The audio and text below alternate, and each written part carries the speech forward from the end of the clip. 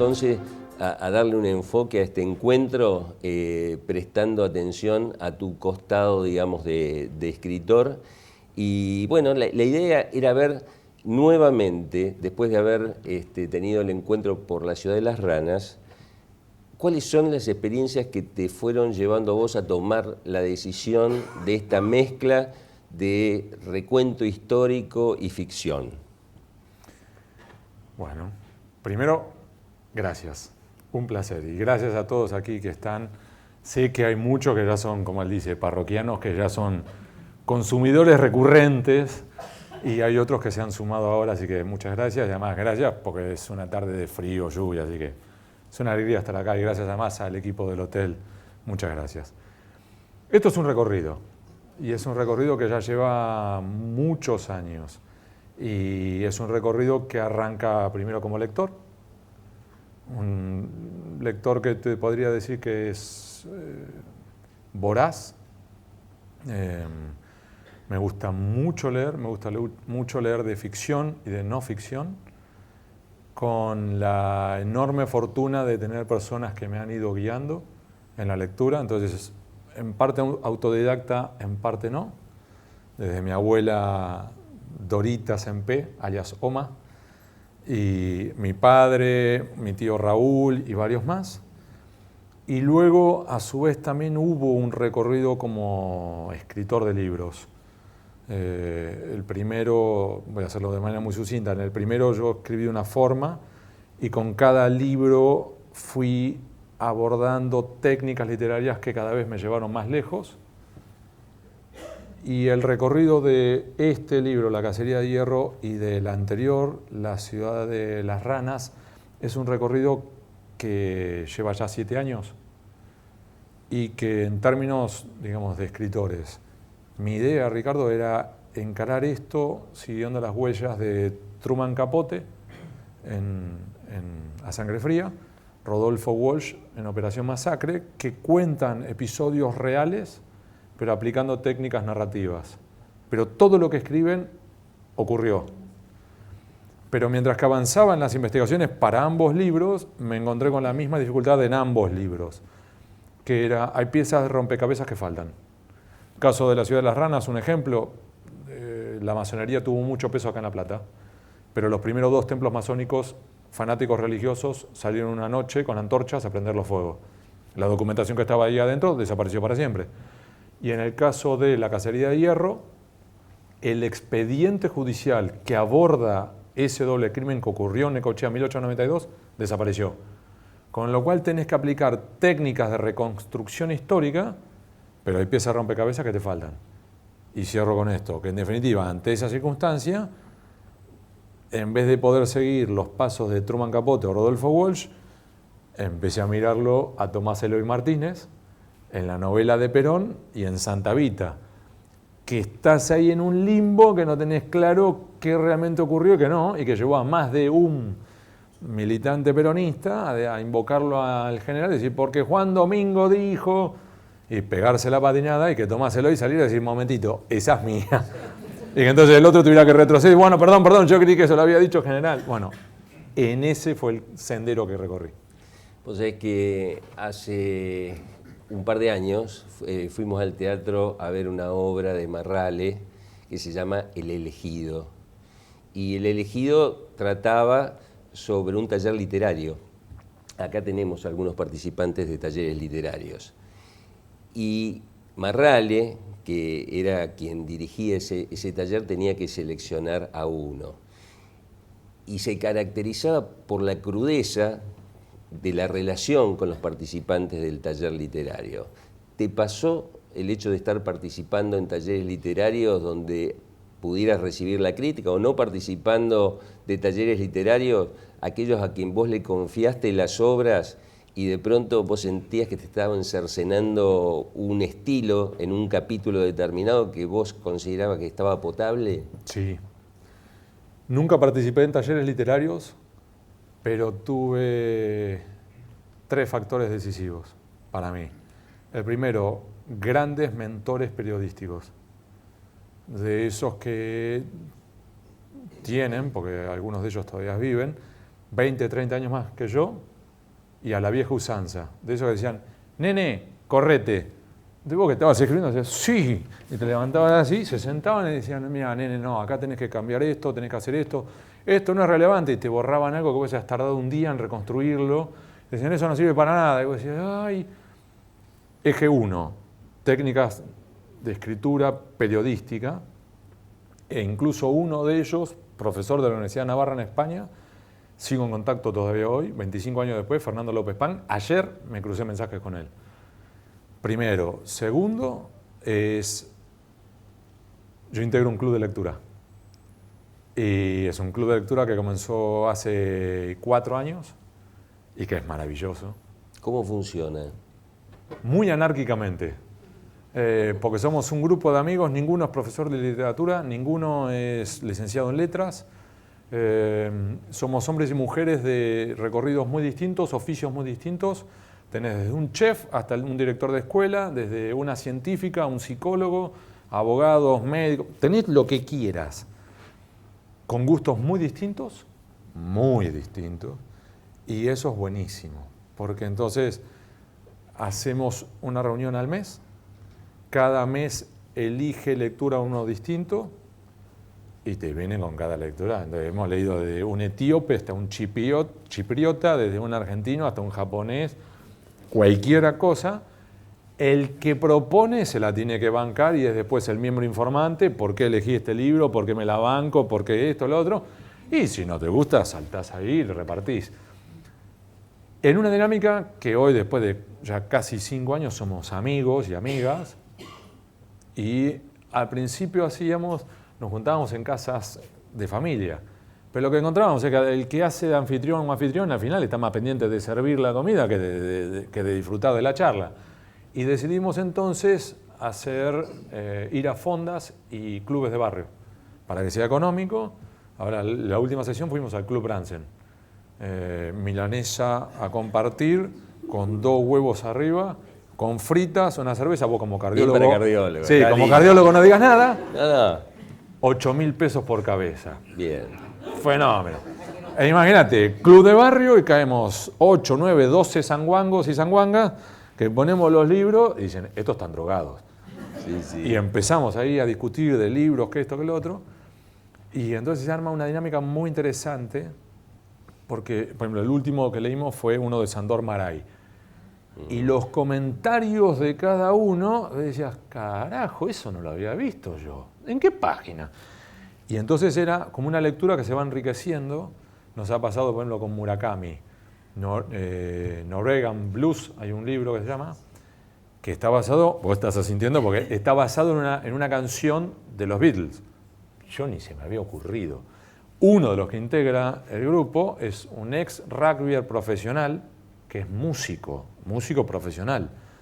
Entonces, cuando estábamos hablando, dicen, no, muchacho, se les está escapando la tortuga. Pone Spotify, nos puso la canción y empezó pero a mostrarnos conexiones que ni... Entonces, es un proceso de muchísimo enriquecimiento. Ese mismo grupo, en las 2 novelas, yo les pedí que se arrojen arriba de la granada. Es decir, segundo borrador, copias para todos, traca, y en ese caso sí, es mi forma de retribuirles que ustedes me despedacen el borrador, es un asado en mi casa.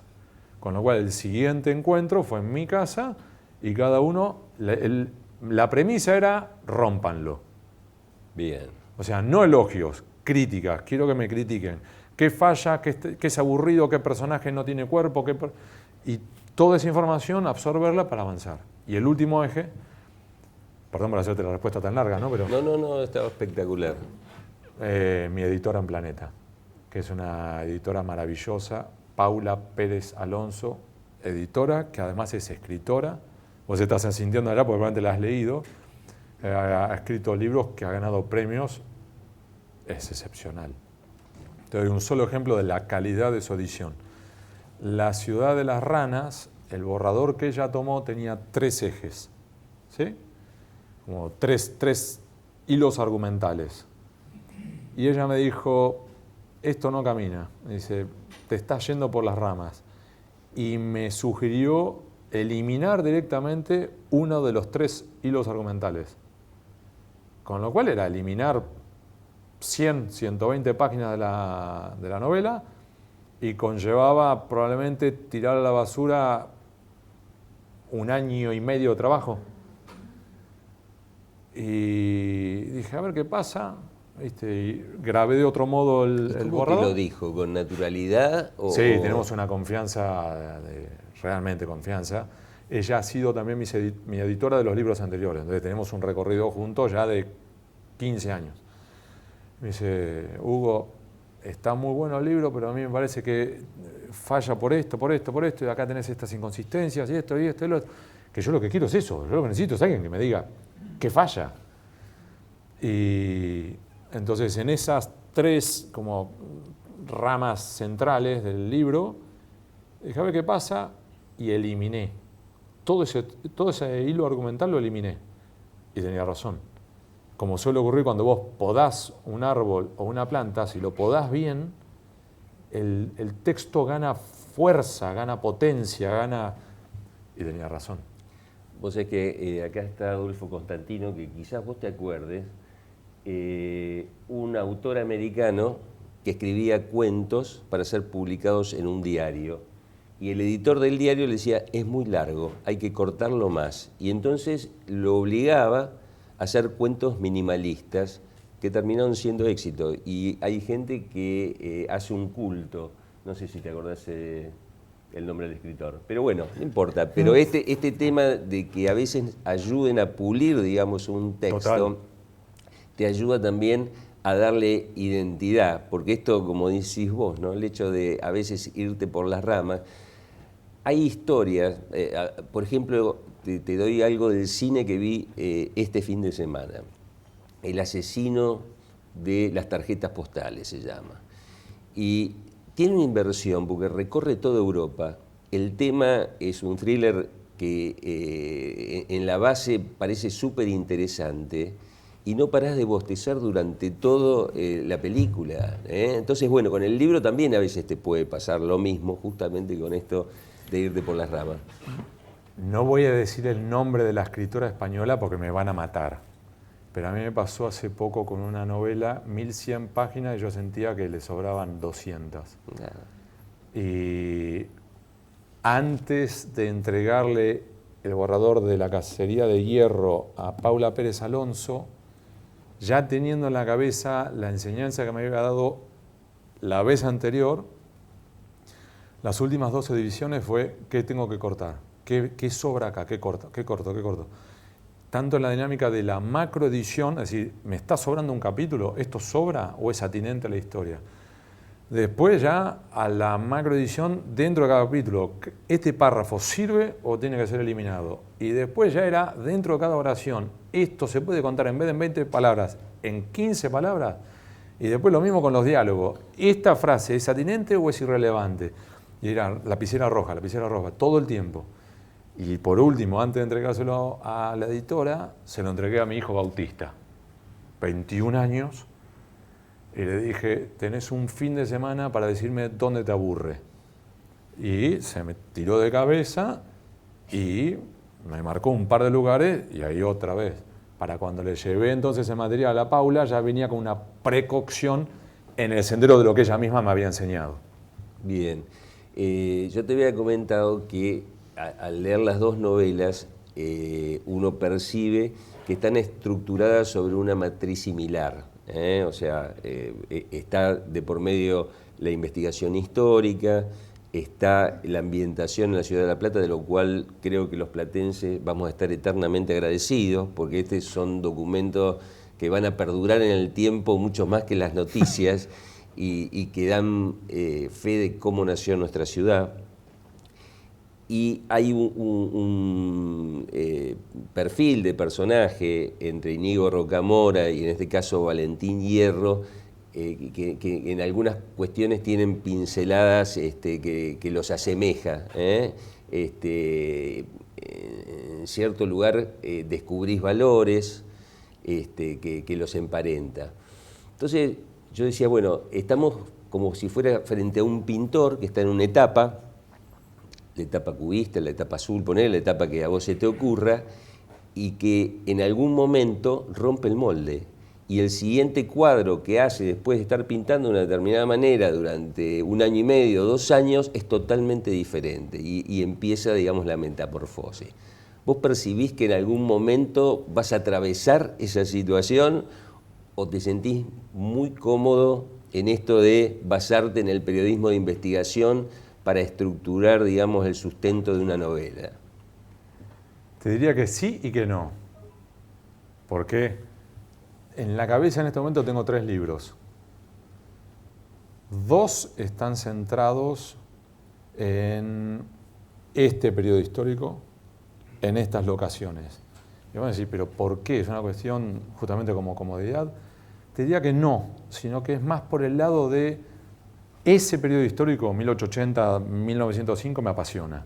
Sí. Generación del 80, el periodo en el cual se empiezan a forjar los cimientos de la Argentina contemporánea, donde algunas de las virtudes y vicios de nuestros días tienen base en aquellos días. Muchos de los temas de la inmigración, la masonería, la separación iglesia-estado, todo eso a mí me atrae muchísimo. Lo mismo que el surgimiento de la policía científica, la criminalística moderna. Entonces, es un periodo histórico que quiero ahondar más. Primero. Segundo, la ciudad de La Plata, porque la quiero, y porque además es un ámbito que a mí también me parece excepcional desde la perspectiva de un experimento positivista, es decir, en medio de la nada, donde había sembradíos de maíz, decidieron construir una ciudad. Es una locura. Sí, sí. Entonces también me atrae desde esa perspectiva, es decir, y los logros y los tropiezos de ese experimento, porque en un momento estuvimos así, de que fracasara y pasara a ser un pueblo fantasma. Después, con la universidad, tuvo como una segunda vida, pero entonces todo ese periodo me atrae muchísimo. Y entonces tengo en la cabeza 2 novelas que avanzan por esa senda. De hecho, ya en esta novela coloco un par de guiños para la siguiente novela, en la cual ya estoy consultando personas, ya estoy reuniéndome con investigadores y demás. Y después tengo otra que no tiene nada que ver en la cabeza, que es algo, un híbrido más por el palo de Javier Cercas o Jorge Semprún, entre ficción, autobiografía y hechos familiares, pero una cosa muy loca, que estoy todavía dándole forma y estoy en este momento tratando de destrabar una entrevista con una persona que vive en Nueva York, pero que vivió en La Plata. Si logro destrabar esa entrevista, yo creo que voy a tener que tirarme de cabeza en esa novela. Bien. La deconstrucción del escritor para poder desarrollar algo distinto es algo que a veces te plantean. Te dice, bueno, si estás frente a la máquina de escribir antes, a la computadora ahora, ponete una peluca, ponete un pañuelo, hacete algo distinto como para poder romper con ciertas estructuras. Y a veces hay escritores que te sorprenden. Suponete vos La fiesta del chivo, en la cual el personaje es una mujer y Vargas Llosa te perfila a una mujer que en su niñez fue abusada. Y vos decís, bueno, ¿cómo hace el escritor para meterse, digamos, en esa piel? O Pérez Reverte tiene El francotirador paciente, en la cual vos lees toda la novela siguiendo un grafitero y vos decís, es un tipo, un flaco. Vamos a espolearla, al final es una mujer. Entonces, bueno, a veces lo que uno dice, bueno, debe ser parte de una evolución del escritor cuando se puede construir y abordar cuestiones que a él mismo lo sorprenden y que seguramente también lo hacen sentir incómodo. Sí, bueno, eso pasa. Eso es completamente cierto, del mismo modo que una idea que yo creí que era un cliché también es cierta, que es que hay personajes que cobran vida y que siguen su propio recorrido. Y hay también personajes a los cuales le terminas tomando cariño. Hay otros que no. Entonces, por ejemplo, en esta novela, vos me decís, bueno, ¿A quién le tomaste más cariño? ¿En esta novela? El comisario que van a visitar allá en medio del campo y que se había alejado, digamos, de la Ese es práctica al que yo le policial. tomo cariño. ¿Sí? Bueno, también el lector se engancha Sí. con él mismo. Estamos hablando del comisario Álvarez. Porque es el tipo que es sabio, Exacto. y que por ahí está renegado de la vida, vaya a saber por qué cosa. Exactamente. Que esa es la idea de la siguiente novela. Pero no vamos a decir más. Y en el caso de La ciudad de las ranas fue Nano. No fue Íñigo Rocamora. Al que yo le tomé cariño fue a Nano. Y no vamos a espolear, pero digamos, hay situaciones en esta novela que responden a ese cariño. Bueno, Que si querés es lo que le pasó a Carlos Ruiz Zafón, ajá. cuando escribe la tetralogía del cementerio de los libros olvidados. En esa tetralogía él después cuenta, hace una suerte como de epílogo de despedida de la tetralogía, en la cual él dice que le escribe una carta a un personaje que es Fermín Ferrero de Torres.